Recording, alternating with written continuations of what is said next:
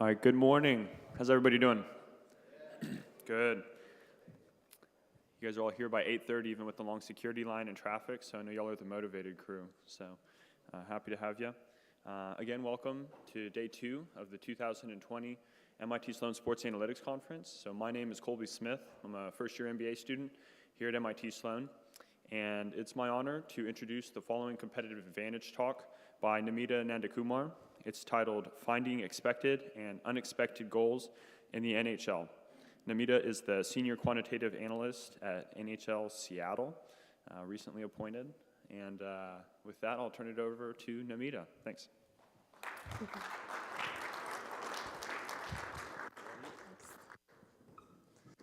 All right, hello everyone. Yep, I'm talking about expected goals in the NHL. When I agreed to do this talk, it was because basically when you work in a sport, you're not allowed to say anything interesting about it. And so I like to talk about sports other than the ones that I work in. So I agreed to do this when I was working for the Eagles. And then in the intervening months, I took a cool new job at NHL Seattle. But I will still try to be interesting just because all of you are here today. So just starting from the very basics, some stats for evaluating hockey.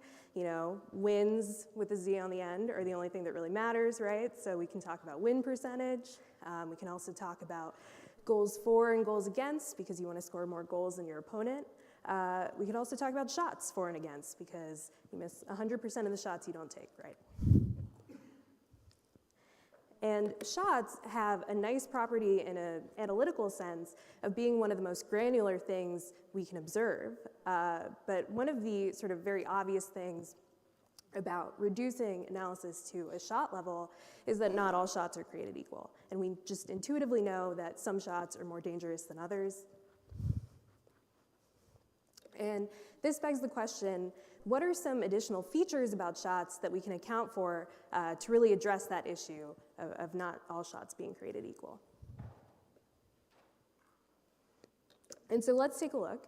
And I used all my video powers to incorporate this GIF, so I'm very proud of that. And this is because I spent 10 years as a Philadelphia Flyers fan previous to signing my recent contract, so I chose a Flyers goal scored by Travis Konechny, who's pretty good.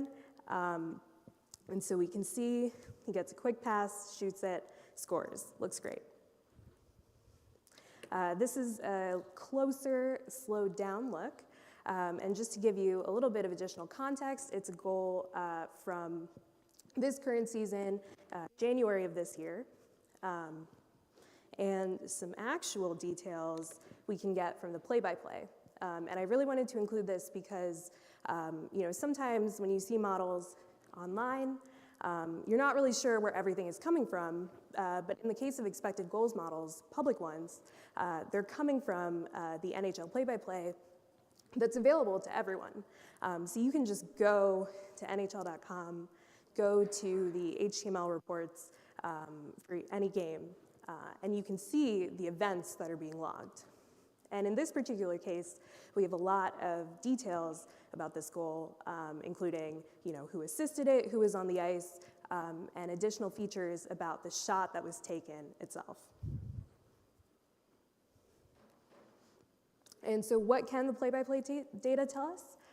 It tells us that it was, in fact, a goal, which was very cool and fun for the It was scored by Travis Konechny on Kings goalie Jack Campbell. It was at even strength, 5v5. It was right in front of the net, about 18 feet away. So they do actually give us the coordinates of the shot, which is very nice, and I've plotted those in R up there. It was a wrist shot, and it caused the Flyers to go up 2-0. I think it might have been the second period, but don't quote me on that. What is the play-by-play data hiding? And so now I'm actually just going to be, completely honest and tell you that there's a lot of stuff that we don't know about this shot from the play-by-play in spite of the fact that it's giving us all of these details. One of the things that actually immediately struck me was that the shot angle, as it's labeled, looks off. And the reason that that is actually plausible is because that shot location was just sort of manually tracked by someone in the stadium.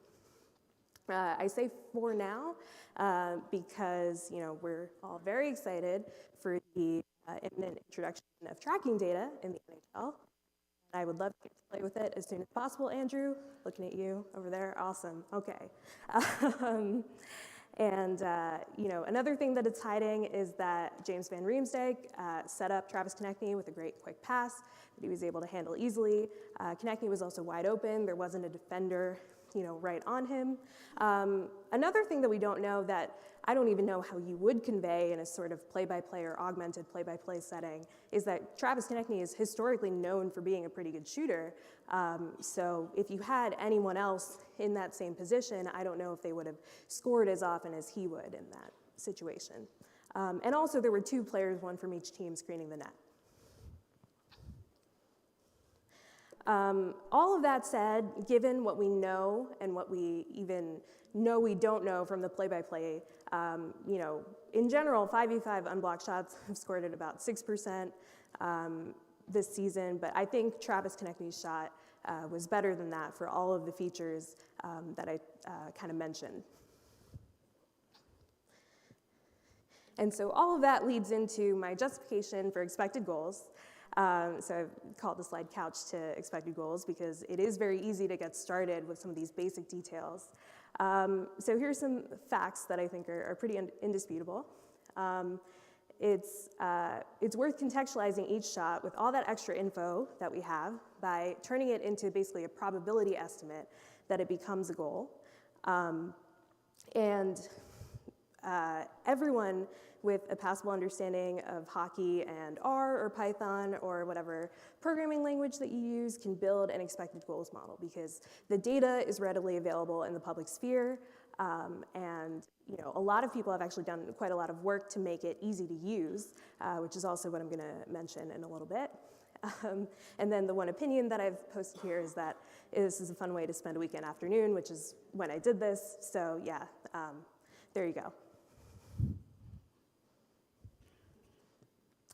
So it would be remiss of me to go any further without mentioning the fact that this is not my super cool new idea. It would be great if it was, but unfortunately, a lot of people, in this very room have done a lot of interesting research on this topic. I've mentioned a few of them, but really from like 2012, or even I think there were a few papers from earlier than that onward, people have been interested in this idea of expected goals and contextualizing shots further. And so there's a lot of citations there, so I guess when I tweet this out, you can see those. The data source that I'm using for this is from moneypuck.com, so big shout out to Peter Tanner, who goes through the process of scraping NHL data every single day and sharing season-level CSVs of every unblocked shot, so they're very easy to just download and then load into whatever program that you end up using. For this, I used 2017 regular and postseason through the All-Star break of this year. And another really great thing about this data source is that Peter's done a lot of kind of the more annoying stuff that needs to be done to work with this data, including he's created some labels for rush shots, rebounds, etc. You could mess around with the definitions for that, say like rebounds happen if a shot is within X seconds of another shot, etc. There's also a well-known issue of recording bias in rinks because you just have a few guys or girls in any stadium just recording where the shots are, so there's some bias that would persist over the course of a season in different stadiums, so he adjusted for that and just cleaned everything up, made it nice and easy for me to use. So again, big shout out to him. The first thing that's always fun to do is make a heat map. So here I've made a heat map of all unblocked shots versus the goals only. This is yet another, kind of simple justification of contextualizing shots for like location at the very least, because, shot location didn't matter. First of all, if I said that, none of you would believe me, but also like we can see here that the locations of goals are considerably closer to the net than the locations of all shots in general. In particular, like point shots, they do happen fairly often, but they're not particularly high probability. So I think that's essentially pretty believable. And when we're just, building from the ground up a pretty standard expected goals model, nothing fancy, I include the following variables: shot distance, both like the X and Y distance, so really just, both of those location variables, as well as the angle to the net, the type of shot, and the time or distance from the last event, which, lends itself to like the pace of the game and how ready the goalie is and stuff like that. I used XG Boost because I didn't want to assume any sort of like linear relationship between any of these variables and the probability that a shot ends up being a goal. And I did some fivefold cross-validation to prevent overfitting, which is always a potential issue when you use sort of tree-based algorithms like that. So real quick, I just have some variable importance metrics from that exercise. And, this is sort of encouraging and also can be a little bit disappointing because, after all of that effort and after using a fancier algorithm than just like a linear regression and whatnot, what it really comes down to, and I sort of validated this by doing just a plain old regression with nothing other than shot location, is that shot distance is really the most important thing.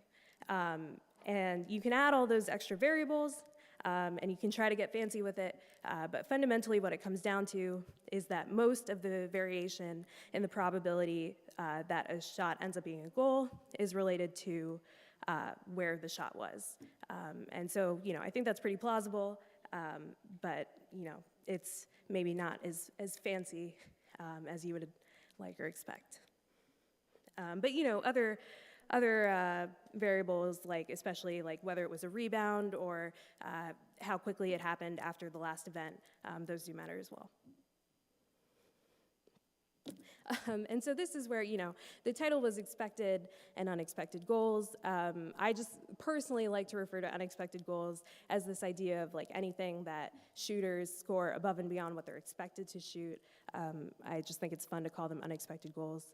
And what this is getting at is that one of the sort of ways to use this as an evaluation tool rather than just like an interesting, that shot had a 9% probability of becoming a goal, is that for every shooter, we can compare the expected and actual goals scored. And so that lends itself to some really interesting questions. I've also put up 3 interesting, in my opinion, shooters whose profiles we can take a look at when we're kind of pondering this question. So yeah, like, what does it really mean to be a good shooter? And does exceeding expectations mean you're lucky or just good? And there's a lot of ways to kind of think about this, and this is why I actually wanted to spend a little bit of time on this slide in particular, because in general, you'll see a lot of the sort of like residual or the difference between actual and expected goals scored as known as shooting talent. So if you exceed your expected goals consistently, you're considered to have a good amount of shooting talent, be a good shooter. But what does that really mean? So with these 3 shooters that I've mentioned in this table, they all kind of have actually, I would say, quote unquote, shooting talent in different ways. So the first row is kind of the easiest to explain in that regard. So Brett Connolly, his expected shooting percentage in this time period of the last couple years was like 7.36%. His actual shooting percentage was 12.5%. So he had the largest differential among players who had taken a considerable amount of shots. So he looked the best in that regard. You call him a good shooter because conditional on the location of the ice and the angle and all of those other things about a shot, there's really, according to this model, no one else better to put in that position to take the shot than Brett Connolly. The second player is someone who I would say is quite a bit more famous than Brett Connolly, which is Alex Ovechkin. But he does not have nearly the sort of differential of actual versus expected shooting percentage. Does that mean that I'm willing to say that Brett Connolly is unequivocally better than him at shooting? It kind of doesn't, because I think, this idea of shooting talent being actual minus expected is, helpful from like a statistical perspective, but it's sort of a narrow view of what we think of shooting percentage in a broad, like just talking to people and evaluating players' perspective. And so Alex Ovechkin, maybe the thing that's notable here that shows his shooting talent is the fact that he has taken quite a bit more shots than anyone else really over this time period. And so he's consistently taking a ton of shots, and he is scoring them, 2.7% more than you'd expect given the location of the shots. And so that's another way to kind of say, like, yeah, this guy is a lethal shooter, because just from volume alone, he's going to score a lot of goals, and he has. And then the last player on this list is Braden Point, who I wanted to highlight because his differential between actual versus expected is not quite as high. It's still above average in the sample, but I think there's like some like defensemen in here, so it's like not maybe so impressive to just be above average in this group of players.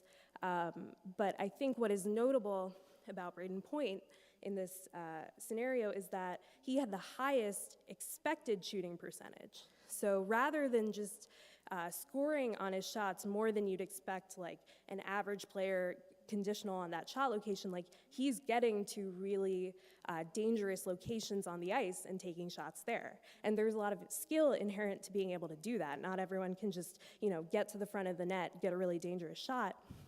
So, I would also consider that to be some aspect of quote unquote shooting talent, even though, what the sort of original definition was again this sort of actual versus expected shooting percentage. So that's just kind of a broad overview of how expected goals can be applied to evaluating shooters and thinking about these questions of like, what does it really mean to be good at shooting? I think it's a really interesting tool for player evaluation. And you can also look at it from another perspective, from the goalie perspective. We can compare the actual versus expected goals allowed. Again, same deal, same question comes up. Does exceeding expectations mean you're lucky or good? I didn't really answer that on the last slide. It's because the answer is like maybe or both. Like, it's like, you have to think of some combination of basically seeing how long a player has persisted in exceeding or falling short of expectations, coming up with essentially some prior on that, but it's really more of an art than a science, I would say. But in terms of this next question for goalies, like how long does it take for results to stabilize? I looked at like the cumulative shots over the course of a season. You can sort of see after maybe like 500 or something, none of the goalies who have played that long really persist in true exceeding or falling short of expectations a lot. There's certainly a lot of bias within that. Like if someone has a save percentage below expectation of 15%, I don't know if they're going to be able to face 500 shots, because I think their coach is just going to be like, we can't have this happen anymore. So, something to think about there. So finally, and thank you guys for listening this long, but some quick takeaways. Shot metrics were the start of hockey analytics, but now we have enough data for enough years to move beyond them, contextualize them with location, angle, et cetera, use expected goals. And I do believe that more data can and will improve these models, but I think it's fair to say that we have the most crucial variable covered, and it can help us evaluating shooting and goaltending. The other final takeaway I would say, and I hope you guys believe this, even though I am going to go off to NHL Seattle and do a ton of proprietary research, but I do think interesting and relevant sports research is done with public data every day, and it's certainly possible, and I would say advisable to do that. And just because there are potentially better proprietary data sources, it doesn't really invalidate what's being done in the public. And so I still think, it's super valuable for anyone to do this sort of exercise. All right, thank you so much for listening.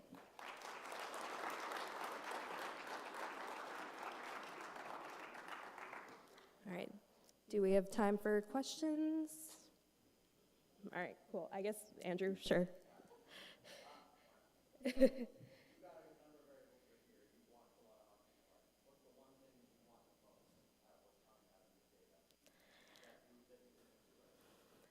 I mean, I guess just even something, so one of the things that I think about with the addition of tracking data or something like that to our arsenal is how long would it take to extract additional features versus how helpful they would be? So I think one of those features that I even mentioned with the sort of example shot from Travis Konechny is just being able to know that there are players screening the net, I think would be very helpful in terms of contextualizing shots. And it's also something that from a data wrangling perspective, I think is not that hard, because as long as you have, the locations of other players in the goalie, you can sort of see okay, he could be interfering with the goalie's line of sight, et cetera. Sure. Would you not want to consider where the goalie is relative to the shot, where the shot opportunity is taken from? Oh, absolutely, and so that's where, again, with the tracking, you would be able to see that, but with the current play-by-play, you can't really see that. But yeah, certainly there's a lot of just very basic features that we can think about that will hopefully be available soon to be able to improve this model a lot. Yeah, for sure. Yeah, that's a big thing where so for this goal, we know that there was an assist from Sean Couturier for the goal that I showed, but one of the I guess biases there is if we don't have a goal, then you don't necessarily see the shot assist if it doesn't become a goal, but there are a lot of people who have manually tracked that sort of thing. But again, I think with tracking, it'll be easier to kind of automate and see that no matter what the outcome of the shot was. Mm-hmm.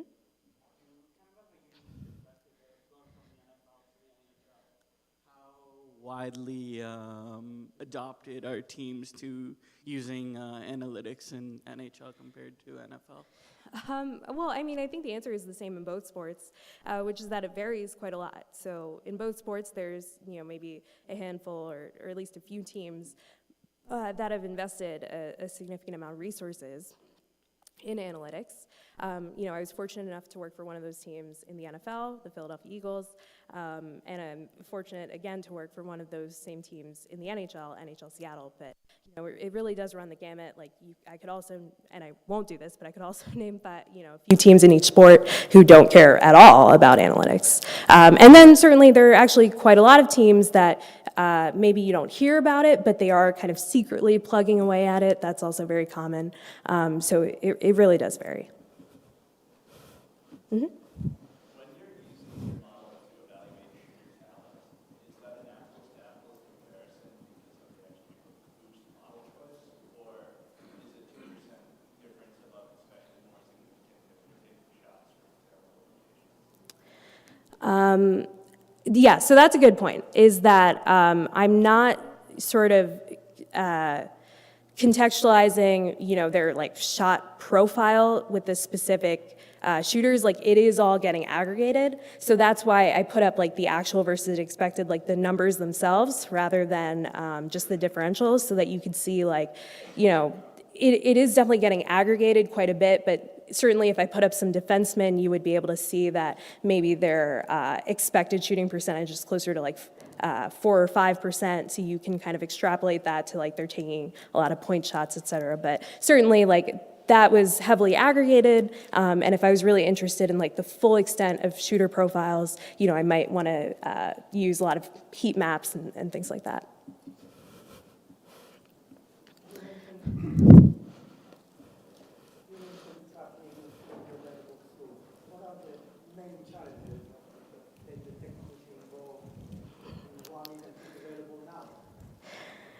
So you're asking what the tracking the sort of issues that you run into with? You mentioned that it will be available soon. What are the main challenges of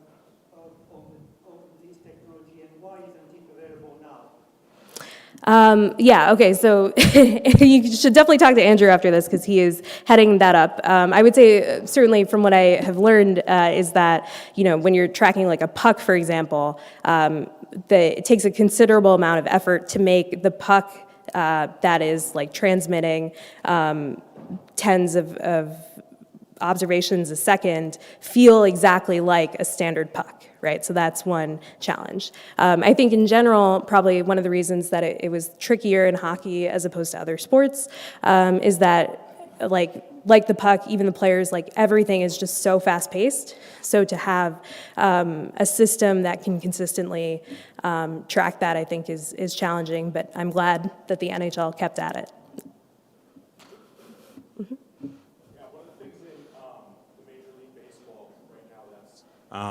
Really interesting. They're flashing on the TV screens is exit velocity as a way to help quantify a quality hit. Do you see exit velocity with pucks being relevant in terms of your findings where distance plays in? Sure, yeah. I think that comes up like at the All-Star game with like the hardest shot. And you see people shoot incredibly hard and you're like, okay, obviously it'd be helpful to know if the person who was taking a shot just in a standard game, what velocity that was coming out at. So yeah, certainly there's a ton of stuff out there to potentially think about and look at. Mm-hmm.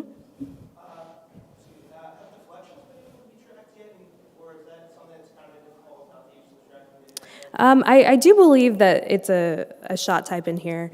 And in general, like I would say, like things like rebounds and stuff, like even if it's not specifically sort of labeled, the ways that people have kind of sort of gotten around that is by looking at like the previous event and sort of extrapolating that like if it's close enough, like it would be a rebound. But I think deflection is actually specifically labeled in the play-by-play.